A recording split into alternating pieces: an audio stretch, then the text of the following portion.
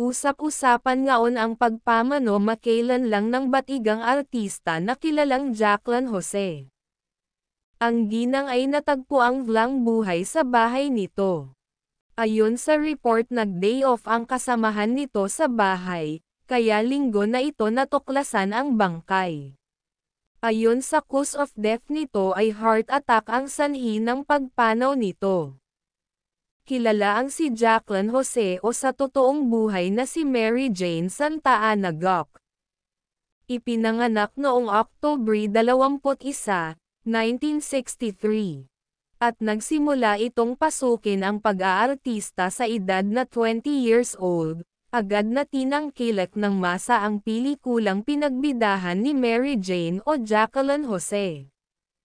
Samantala naging ilang beses man ito naging sawi sa pag-ibig ay naging maganda naman ang pagpapalaki nito sa mga anak na naiwan.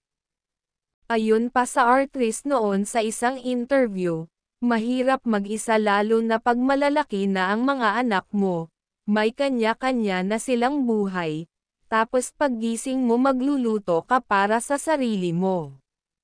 Subalit ganon pa man ay marami parent ang humahanga sa batirang actress, dahil sa kinaya nitong mamuhay mag-isa. Sa kabila ng may kanya-kanyang pinili direksyon ang mga nito sa kanilang buhay. Samantala mananatiling buhay ang mga alala ng actress sa puso ng mga taong nagmamahal sa kanya.